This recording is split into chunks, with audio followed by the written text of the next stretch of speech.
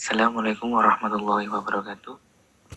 Alhamdulillahirrahmanirrahim. Jalallahu iyahum sumrati sholihin salimin birahmatin wa fi barakatin amin.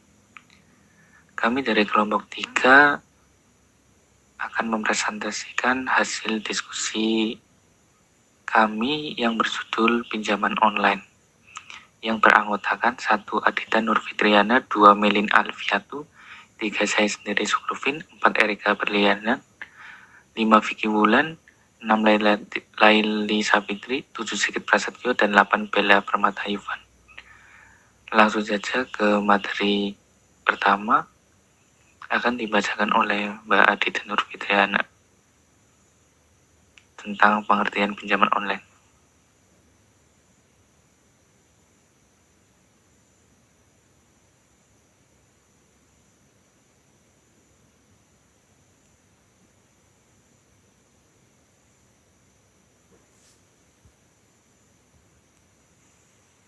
Pinjaman online adalah fasilitas pinjaman uang oleh penyedia jasa keuangan yang beroperasi secara online.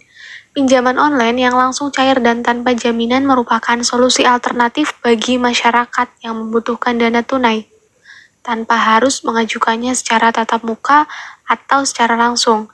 Penyedia pinjaman ini adalah lembaga penyedia jasa keuangan yang beroperasi secara online dengan bantuan teknologi informasi.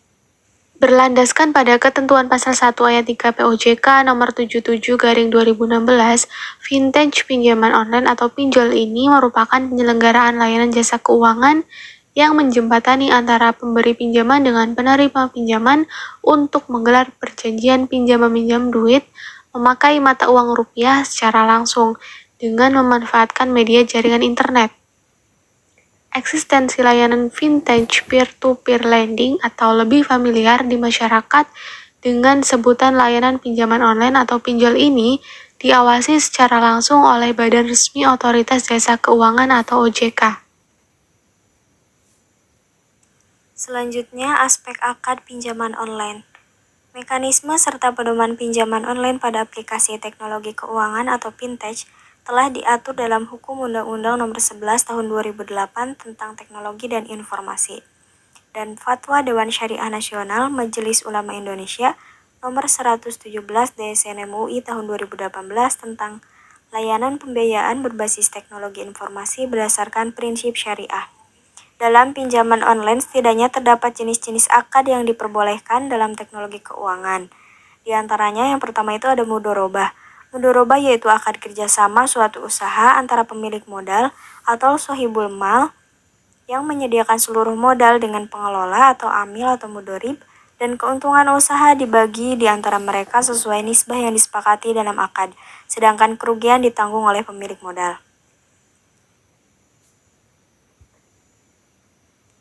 Kemudian selanjutnya ada musyarakah, yaitu akad kerjasama antara dua pihak atau lebih untuk suatu usaha tertentu di mana setiap pihak memberikan kontribusi dan modal usaha atau ro'su al-mal dengan ketentuan bahwa keuntungan dibagi sesuai nisbah yang disepakati atau secara proporsional, sedangkan kerugian ditanggung oleh para pihak secara proporsional. Selanjutnya yang ketiga ada akad wakalah, adalah akad pelimpahan kuasa dari pemberi kuasa atau muwakil kepada penerima kuasa atau wakil untuk melakukan perbuatan hukum tertentu yang boleh diwakilkan. Kemudian selanjutnya ada wakalah bi'al ujrah, yaitu akad pelimpahan kuasa untuk melakukan perbuatan hukum tertentu yang disertai dengan imbalan berupa ujrah atau upah. Dan yang terakhir ada qard, yaitu akad pinjaman dari pemberi pinjaman dengan ketentuan bahwa penerima pinjaman wajib mengembalikan uang yang diterimanya sesuai dengan waktu dan cara yang disepakati. Mekanisme pinjaman online. Secara umum, sistem kerja pinjaman online tidak jauh berbeda dengan layanan pinjaman lainnya. Yang membedakan hanyalah layanan pinjaman online biasanya ditawarkan oleh perusahaan fintech yang menyediakan layanan pendanaan P2P lending dengan persyaratan yang relatif lebih mudah ketimbang pinjaman konvensional. Karena bisa diajukan secara online dan memiliki persyaratan yang ringan disebut, pinjaman online lebih mudah dijangkau oleh masyarakat. Jadi, jika sebelum kesulitan mengajukan pinjaman di bank atau koperasi, Anda tetap bisa mendapatkan bantuan dana melalui fasilitas keuangan ini. Sederhananya, pengajuan pinjaman online dapat dilakukan melalui situs atau aplikasi smartphone resmi penyedia layanan. Dengan mengisi identitas diri dan melampirkan dokumen bersyarat secara lengkap, pihak penyedia pinjaman online dan melakukan pengecekan, analisis, dan verifikasi data. Jika dirasa layak untuk mendapatkan dana pinjaman online, Anda akan diminta untuk mendatangi kontrak perjanjian pinjaman. Setelah itu, barulah dana pinjaman akan dikirimkan dan nasabah harus melunasi cicilannya setiap bulan. Melalui proses kredit monitoring serta penagihan, penyedia pinjaman online akan memastikan bahwa nasabah melakukan pengembalian dana sesuai dengan perjanjian. Ya, selanjutnya akan dibacakan oleh pemateri selanjutnya.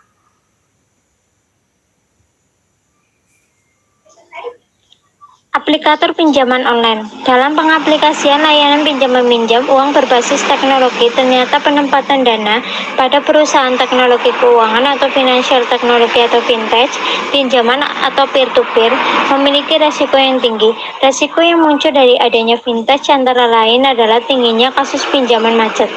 Beberapa contoh perusahaan fintech yang memberikan pinjaman online yaitu aplikasi Uang Teman, Rupiah Plus, Aku Laku, Kredit Pintar yang aplikasinya dapat dengan mudah didownload langsung lewat ponsel melalui Play Store.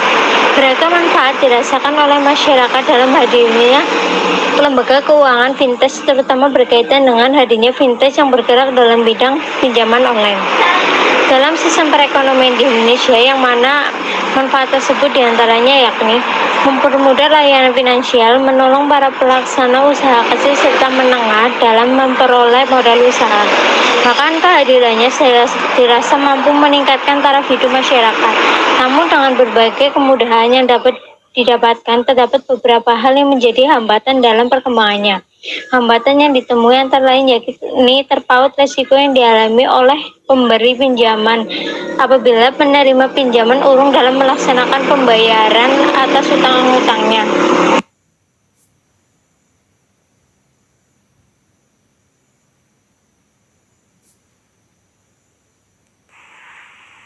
Materi selanjutnya adalah syarat dan ketentuan. Sebelum mengajukan pinjaman online, pastikan platform pemberi pinjaman yang akan digunakan memang kredibel dan terpercaya, dan tentunya dapat melihat apakah platform tersebut telah terdaftar atau berizin di Otoritas Jasa Keuangan, bagaimana testimoni dan review nasabahnya, serta seperti apa cara kerjanya.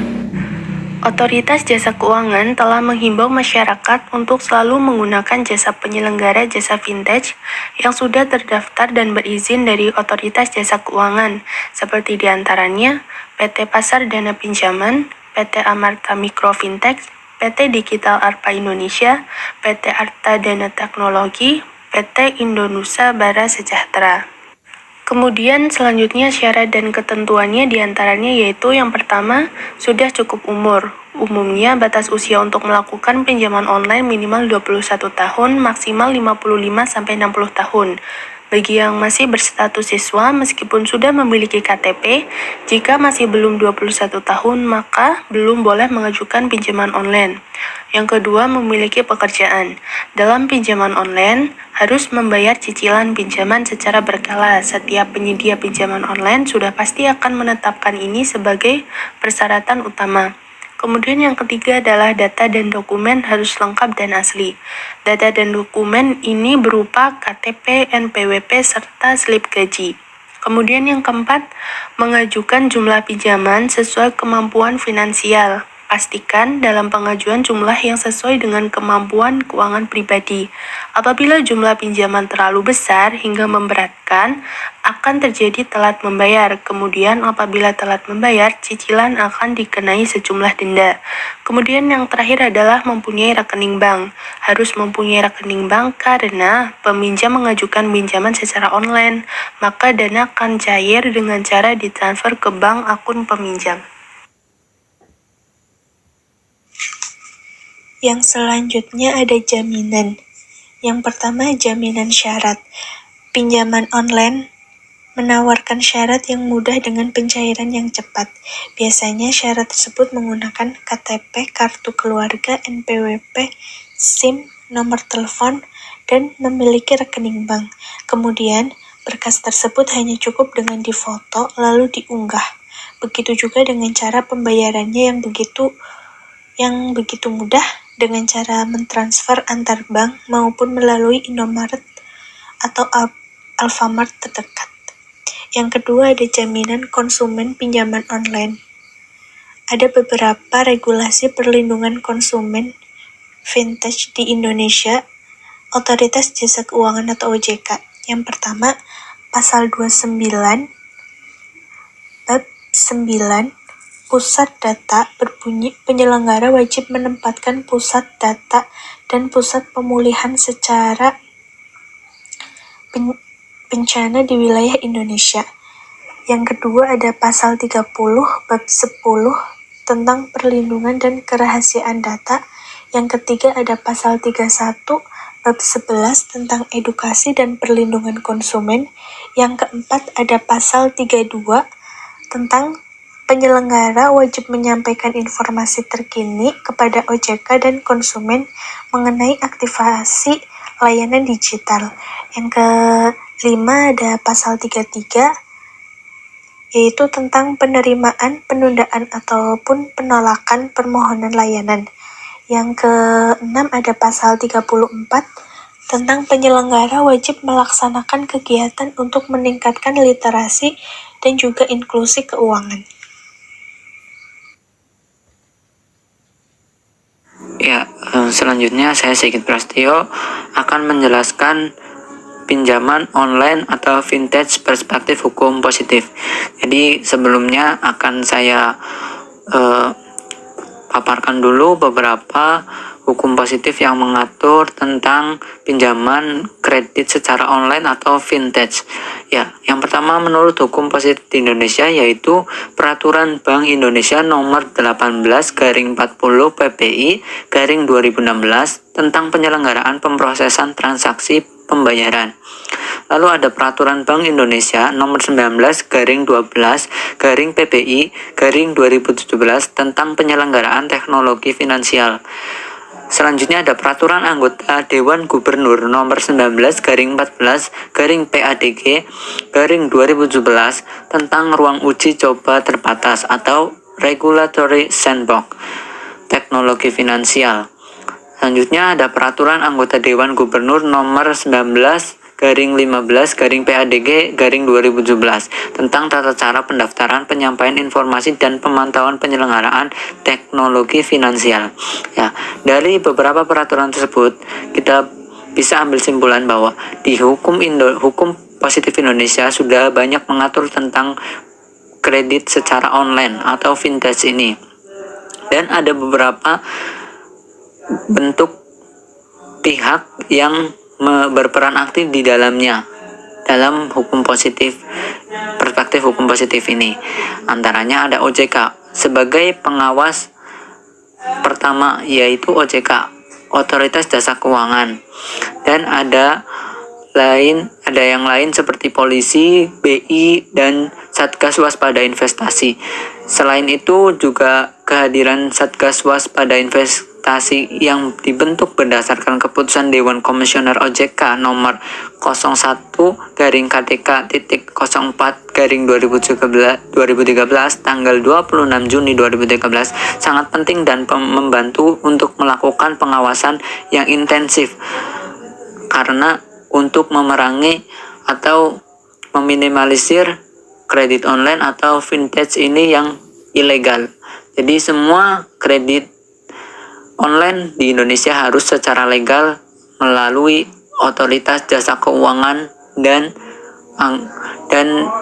bentuk-bentuk dewan yang lain seperti itu. Yang terakhir itu ada pinjaman online perspektif hukum Islam.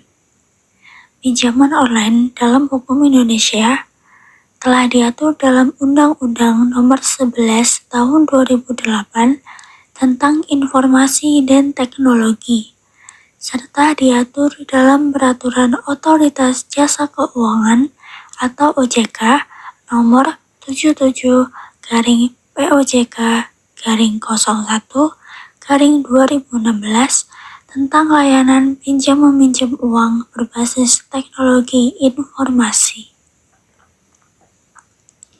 Terdapat Fatwa Dewan Syariah Nasional yang dibentuk oleh Majelis Ulama Indonesia atau MUI yang bertugas dan memiliki kewenangan untuk menetapkan fatwa tentang produk dan jasa dalam kegiatan usaha lembaga keuangan yang melaksanakan kegiatan usaha berdasarkan prinsip syariah. Pinjaman online adalah pinjaman yang dilakukan dengan menggunakan teknologi. Dalam penerapannya, tidak boleh bertentangan dengan syariah, yaitu antara lain terhindar dari riba, gharar, atau ketidakjelasan akad, maisir atau spekulasi, tadlis atau tidak transparan, doror atau bahaya, sulub atau kerugian, dan haram. Ya, di sini saya akan menyimpulkan beberapa poin dari apa yang telah kami presentasikan tentang pinjaman online. Yang pertama ada efek atau hasil dari adanya pinjaman online tersebut, tentunya ada keuntungan dan kerugian. Lalu pihak mana saja yang dirugikan dan pihak mana saja yang diuntungkan. Jadi di sini kami akan menyimpulkan ada dua pihak. Yang pertama adalah perusahaan pinjaman online tersebut dan juga nasabah. Nah, dua-duanya memiliki kerugian dan keuntungan. Yang pertama, perusahaan pinjaman online memiliki keuntungan yang sangat baik dalam profit ke depan. Artinya media yang mereka gunakan itu bisa menguntungkan mereka dengan banyaknya peminat yang menggunakan pinjaman online tersebut.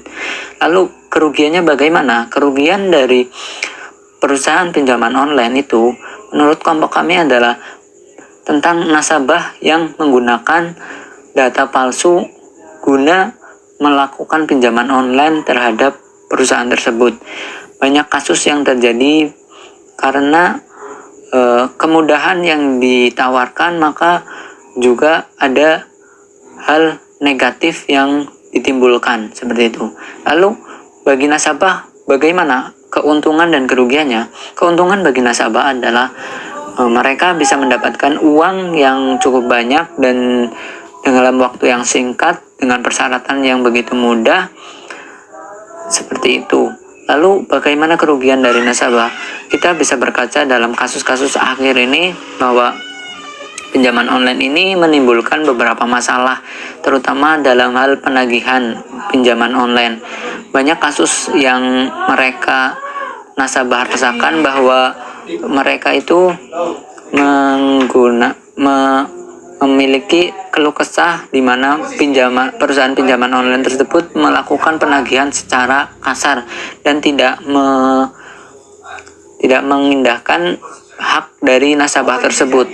Lalu yang kedua adalah bagaimana syariah memandang pinjaman online tersebut. Menurut kelompok kami, pinjaman online tersebut sah-sah saja karena memiliki sisi positif, yaitu dalam hal kemudahan dalam tolong-menolong. Namun kembali lagi bahwa pinjaman online tersebut apakah masuk terhadap riba atau tidak? Jika memang terdapat beberapa poin yang merujuk kepada riba, maka jelas haram apapun bentuknya itu, maupun dari pinjaman ataupun kredit seperti itu. Lalu yang ketiga, bagaimana eksistensi dari pinjaman online tersebut, tapi eksistensi dari pinjaman online ini tetap eksis di masa sekarang, walaupun banyak kasus yang timbul dari pinjaman online tersebut. Karena masyarakat pada saat ini mengalami kesusahan dan memiliki banyak hal yang membutuhkan uang banyak dalam waktu yang singkat. Mereka lebih memilih jalan singkat seperti itu, memilih pinjaman online yang mudah dan bisa mendapatkan jumlah uang yang banyak dengan syarat yang sangat mudah tersebut. Dan berkaca dari kasus-kasus terakhir ini adalah yang menjerat bahwa mereka menggunakan pinjaman online ini untuk berjudi online. Jadi judi ini kan membutuhkan uang yang banyak dalam waktu yang singkat. Tentu saja itu menjadi problem yang sangat berkaitan dengan pinjaman online tersebut. mereka bisa mendapatkan uang yang banyak dan dalam waktu yang singkat, sehingga mereka memilih pinjaman online yang mereka pilih untuk melakukan judi online tersebut. Jadi itu beberapa kesimpulan yang kami dapat sampaikan. Kurang lebihnya mohon maaf. Sekian dari kami. Wassalamualaikum warahmatullahi wabarakatuh.